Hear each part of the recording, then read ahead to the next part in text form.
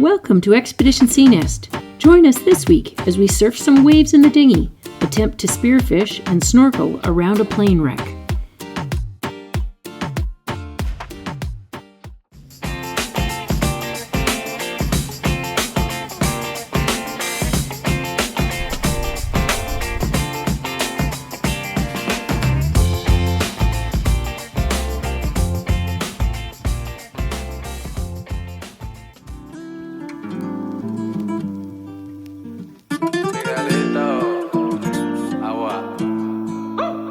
Baby, está lista, ponte algo bonito, mamita.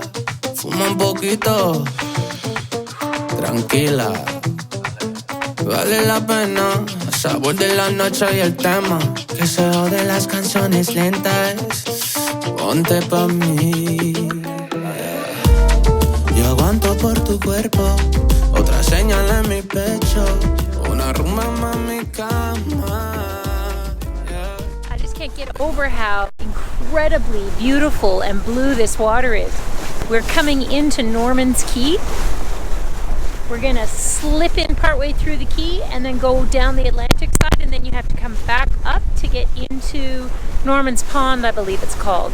And then there's some very good anchorage there with lots of land around for protection. We got banged around pretty nicely last night in Allen's Key and didn't sleep very well, so we're hoping for a better night tonight. But my goodness, everywhere you look there's this amazing blue water. You can't be grumpy. Even when you're tired, you just can't be grumpy. It's so beautiful. Before we anchored up in Norman's Key Pond for the night, we decided to go a little further south in order to explore a famous plane wreck. This plane belonged to Pablo Escobar, Colombian drug lord, the king of cocaine. Escobar was the wealthiest criminal in history and had an estimated net worth of about 70 billion. His drug trade monopolized the cocaine trade in the United States in the 1980s and the early 1990s. And the Netflix series Narcos is based on the battle of the U.S. law enforcement versus Escobar. During the early 80s, the best smuggler in the world was Pablo Escobar.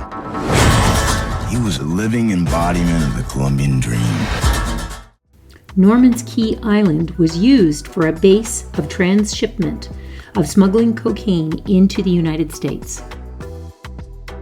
And on November 15, 1980, what was supposed to be another routine flight transporting cocaine went wrong when the Curtiss C-46 Commando missed the runway by just a hair and crashed into the shallow banks surrounding Norman's Key. Plastic explosives were used to destroy the plane. Crazy story, but true. In 1991, Escobar surrendered to authorities and was sentenced to 5 years in jail. But he struck a deal and he was able to be housed in his own self-built prison, La Cathedral. And in 1992, Escobar escaped, went into hiding, and when authorities attempted to move him to a more standard holding facility, there was a nationwide manhunt. The cartel crumbled, and in 1993, Escobar was killed in his hometown a day after his 44th birthday.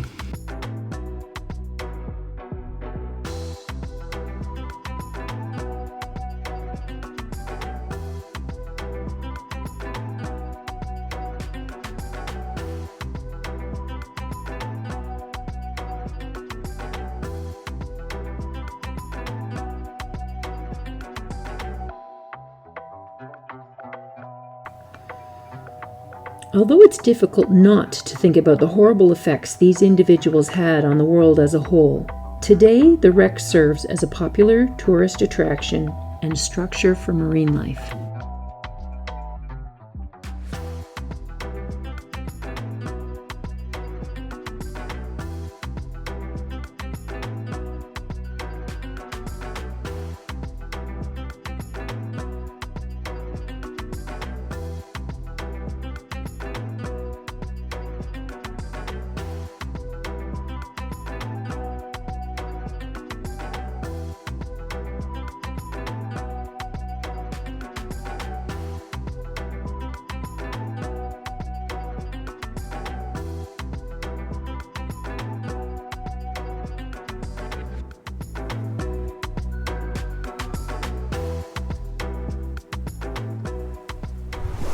We're gonna try to get through this tiny little cut and then into a big, long protected area, but it's pretty sketchy looking, so be a bit dicey getting through here.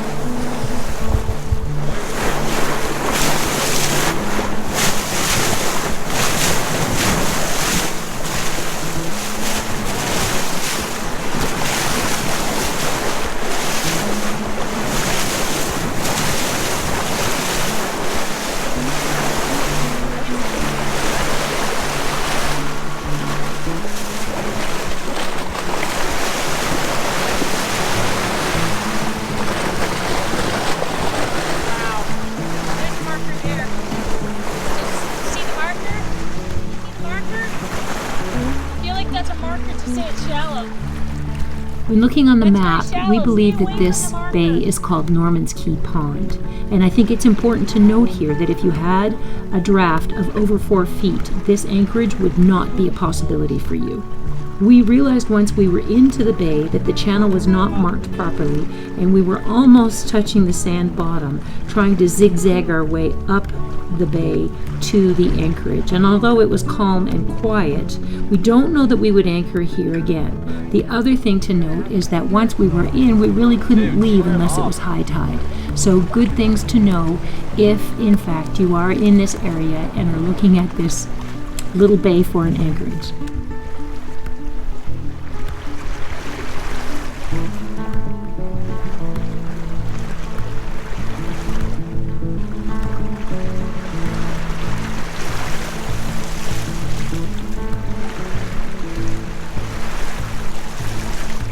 See this different color here, this channel? I would follow that. Looks the deepest to me.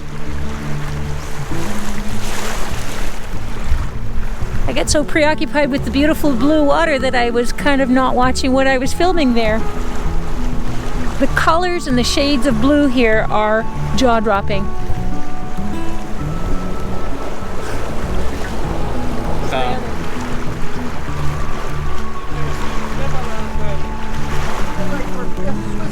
I know. There's actually more vegetation here than I've seen really for a while. Trees and... this must be someone's property here because the trees are marked and there's an actual road in there.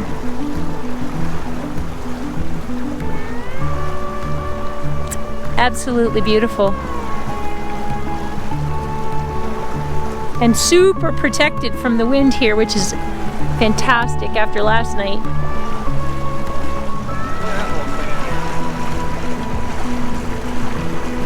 Yeah.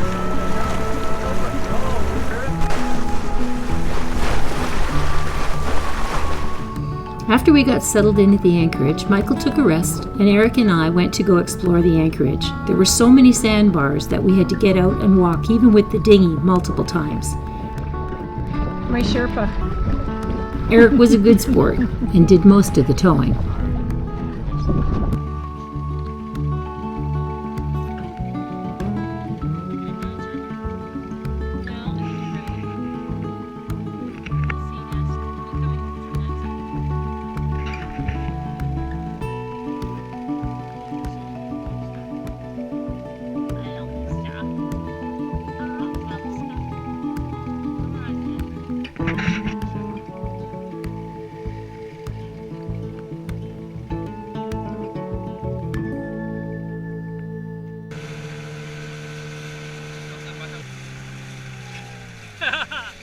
It's James Bond. We're just trying to figure out our weight system here right now. We'll have to fine tune it when we get there. It's the deeper you go, the more responsive your weights will be to you.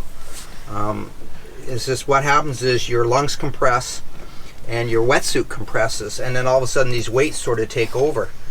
And that's what you have to consider. So you might be sitting at the surface going, I can't get down. But once you get down to 20 feet, all of a sudden, bang, you're laying down there. So it's a fine tune to what you need. And I'm just adjusting Mum's right now. Julia's here. I'm making some adjustments here. So I went with a little less weight because she's not diving with her full 3/8 wetsuit. She's diving with a 1/4 inch or a 1/4 inch wetsuit on the top and a 3/8 pants. So I've taken. I put this on backwards. Can I swap your spots? Hmm? Can I swap your spots so I can get them? Yeah. Okay, so you're taking some weight off and putting a smaller weight I'm on. putting. Yeah. I took a 4-pound off, and I'm putting a. I think it's a 2-pound on. Yeah, this is a 2-pound. Got it. Thanks, Techie. Yeah. All right. So what I've learned is I can't dive with a beard or any type of, because I end up getting leaks in here and my mask full of water. So yeah, so it's important you keep that, especially if you have really stiff hair, which I don't, but it's still a problem. But so our dive plan today is to go out to the outside. It's going to be rough, but we already have our wetsuit on, so it doesn't matter if we get wet. And we're going to see if we can find some fish for dinner. But it's also just to enjoy it, because I think some of these reefs out there are just beautiful. And if we don't get anything, that's fine. We still have some kingfish. Do we still have kingfish in the freezer? One piece, yeah. Yeah, so we still have enough fish for dinner. Yeah. Yeah, so we're gonna hit that. We're gonna spend the entire morning out there. What time is it now?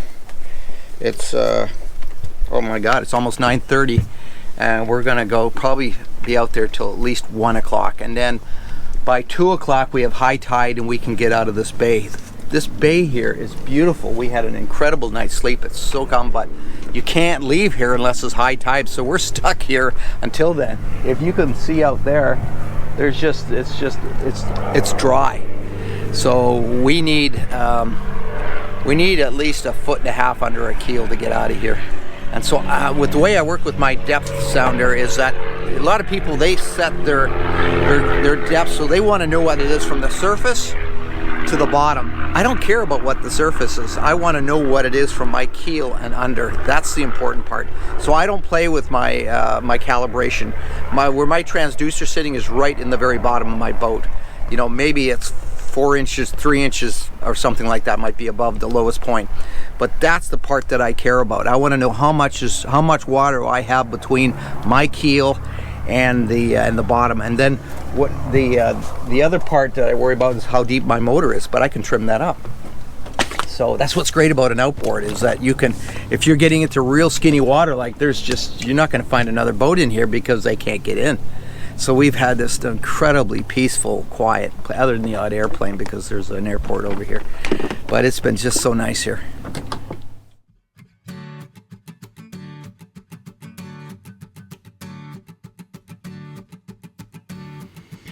I thought the best way to really show all of you the key moments in this sequence would be to freeze frame the video. It's difficult to show how wavy it really was. At this point, we're just leaving the safety of the anchorage and heading out to the ocean. Here you can see Michael using me as a human shield. As the waves start to get bigger, I slipped off my seat and hang on with 2 hands. The boys are still quite comfortable. By the way, these two love roller coasters. I do not.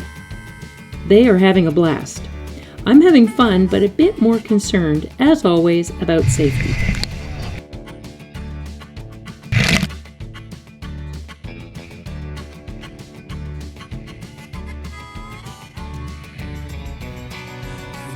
Through all of this, Michael is concentrating and in control. At this point, I say maybe we should turn back, and Michael says, "Don't worry, I'm a windsurfer. I know how to ride the waves." Enter Exhibit A, proof. Young Michael windsurfing waves. So, as always, I trust him.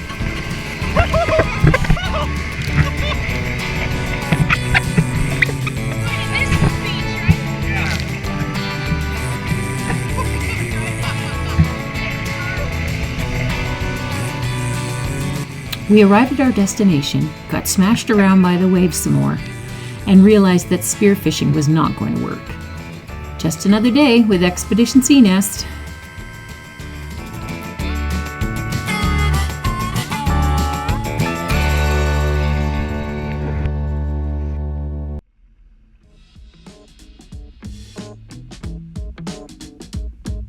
And as we noted earlier, we had to leave this anchorage at high tide in order to have enough water to get over the sandbars and out the narrow cut.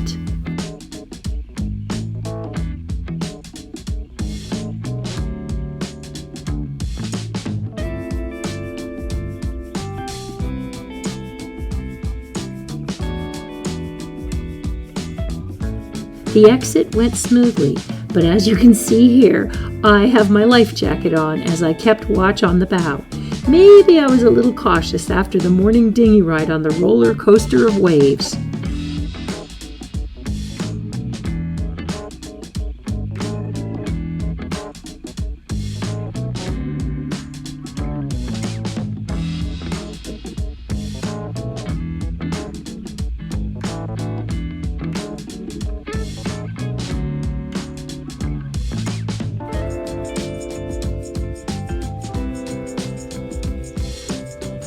For those of you who have been asking, you can see here how well the Ranger Tug handled in all of these different conditions, both the shallow water as well as the open ocean.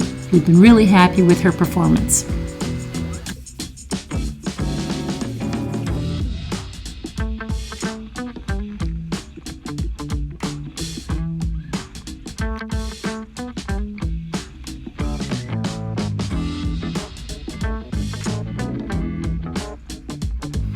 Notice here how the amazing turquoise blue of the shallow water changes to a deep, deep, dark blue as we go further out into the ocean.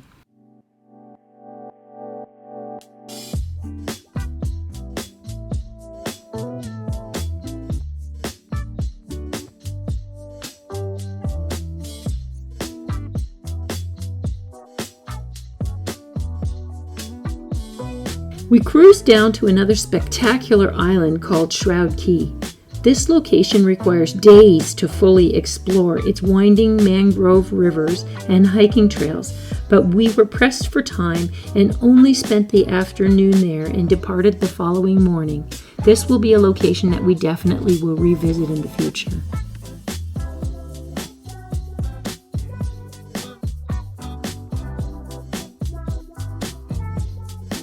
Michael set the anchor, and this time it was Eric's turn to take a rest while Michael and I went to explore the island. Looking back on it, Eric saw the footage from Shroud Key and he says, "Oh my goodness, I can't believe I missed that. It was so incredibly beautiful." And it really was.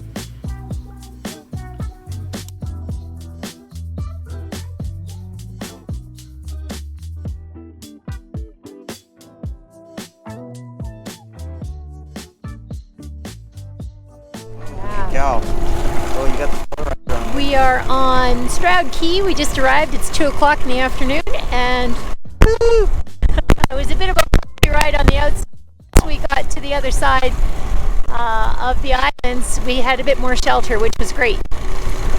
On this island, there are a couple of, maybe more than a couple, 2 or 3 beautiful little mangrove rivers that run through the island that are great for paddleboarding or kayaking, or a little dinghy ride as long as you're on high tide. So yeah, maximum 3 kilometers an hour you're allowed to go through here.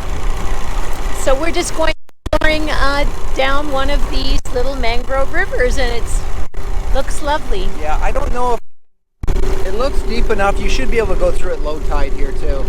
There might be some neck down areas where you may have to pull your dinghy through, or your paddleboard even, I don't know. But if I was a paddleboard, I'd be wanting to come the opposite the way that we're coming now, because it's a strong wind. This today. is a bit of a wind, yeah. But it's fine with a dinghy. And it's gorgeous. It's so pretty.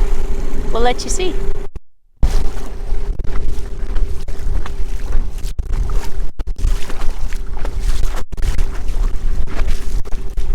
There's just something so beautiful about these mangrove shoots.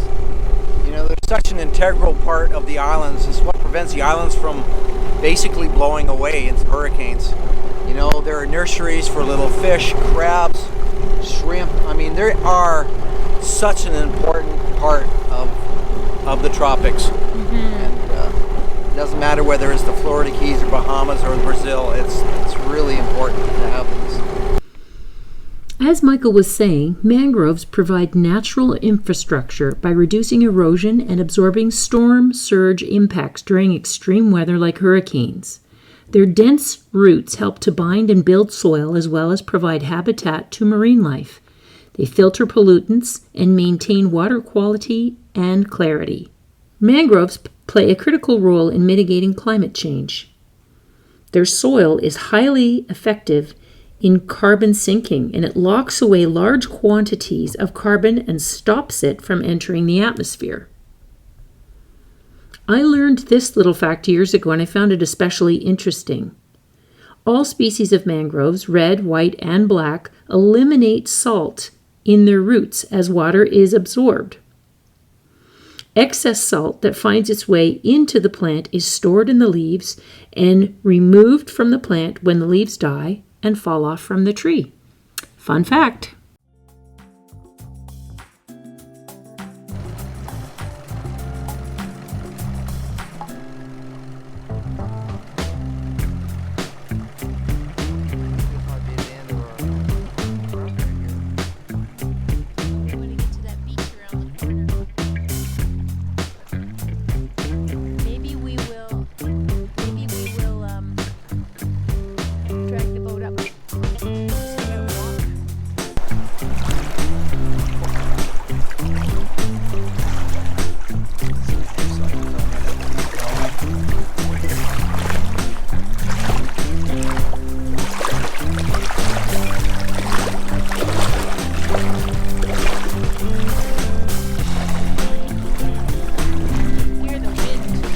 Coming up over this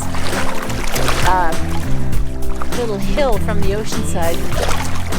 It is whipping.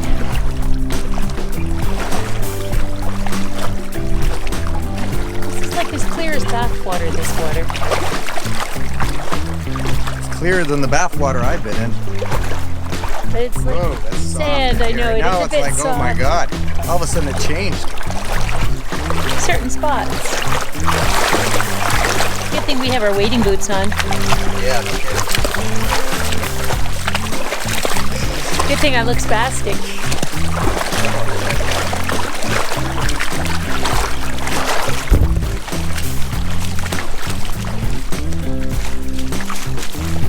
I think Robinson Crusoe used to live here. Oh yeah? Robin Crusoe. Robinson. Oh, Robinson Crusoe. Right, Yeah. yes. Or Tom Hanks. Tom Hanks, that's right. Wilson up here. He's a bit of a pig. All in all. Yeah. People collecting stuff, I think, are putting it in one pile.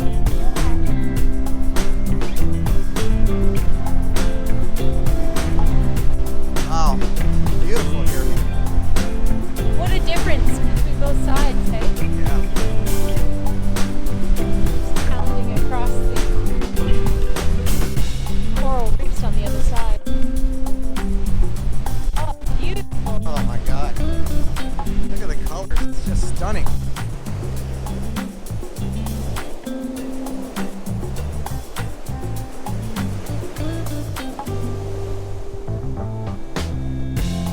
Oh, we can both go up. Oh, we're gonna go to the top of this hill and see if we can see our boat. Sand dune. Oh my gosh.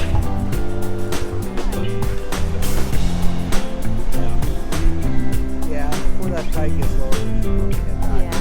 Yeah. That tide is still dropping out. We saw some guys pulling their dinghy along, and it's like a fiberglass dinghy, fiberglass hull. And that is going to be, if they don't pull out soon, They're going to be dragging. they're going to be dragging, pulling. It's going to be a tough trip for them. Yeah. Because these flat areas like this that have only 8-10 inches of water, that will disappear in no time.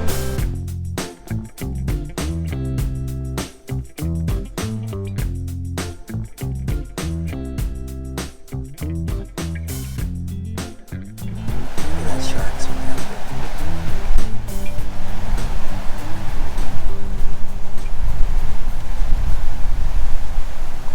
Isn't that beautiful? Oh my God, it's gorgeous. Rachel? We enjoyed a quiet evening at Shroud Key.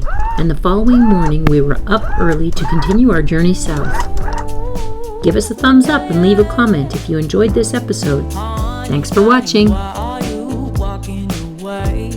Baby, lost your tongue somewhere, don't know what to say. Stop and run around, oh, you act like a kid.